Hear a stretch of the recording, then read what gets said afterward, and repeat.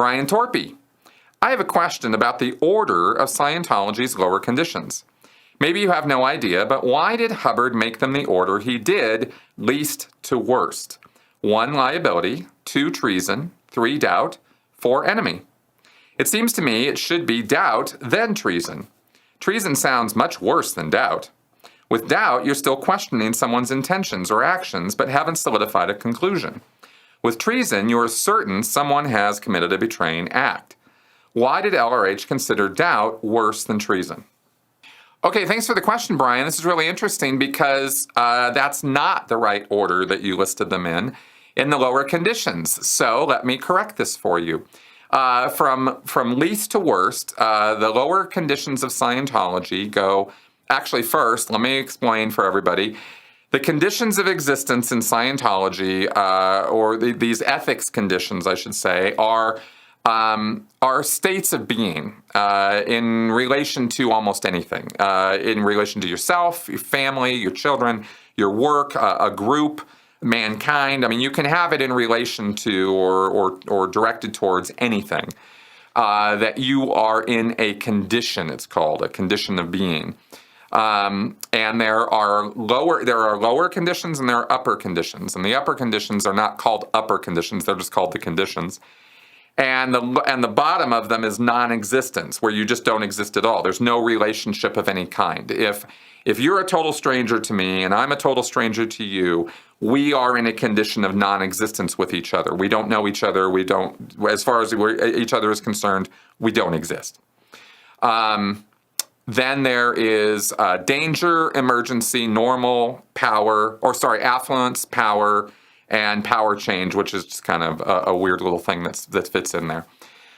Those are the regular conditions, the regular 5 conditions and this was all developed in the mid-60s by Hubbard.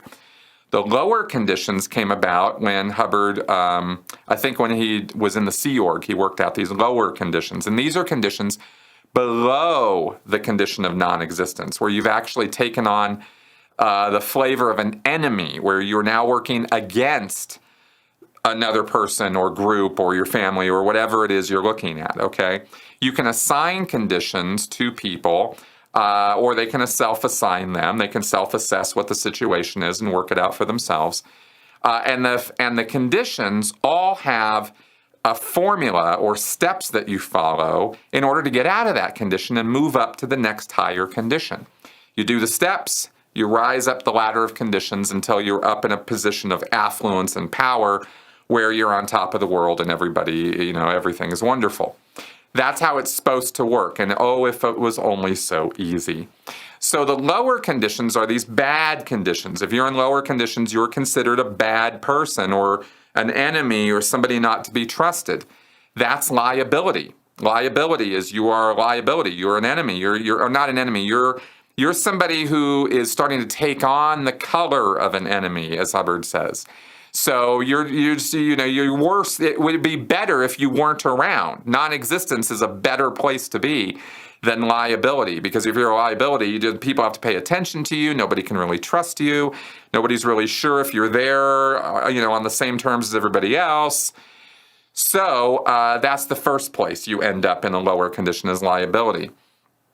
Below liability is doubt. That's where doubt is.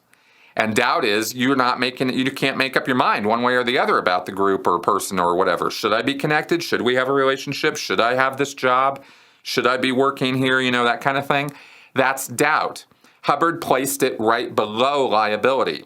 If anything, doubt should be above liability, but Hubbard considered that if you were in doubt, if you started waffling on your belief or agreement or something, then you were automatically worse than a liability. So that kind of tells you how vindictive Hubbard was right off. He's blaming you. He's saying, oh, you have questions about whether you want to do this or be here or not? Well, clearly then you have taken on the color of an enemy. Because it's all in, right? Black or white. You're with us or against us. I mean, this is us versus them thinking manifested. So the doubt condition is what you do in order to examine your intentions and objectives and the intentions and activities of the group you're looking at being part of, or the relationship or individual. Maybe it's a friendship you're looking at, whatever it is you're in doubt about, you go through the steps and you resolve it. You figure it out. You make a decision. Below doubt is enemy, where you're just full on a declared enemy of this relationship or group or person. And below that is treason.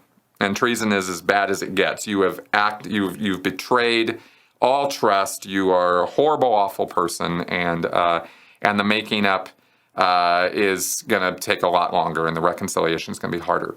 And below treason, by the way, is the condition of confusion, where you're just a mess. You just don't even know what the hell you're doing. So that's how those conditions work.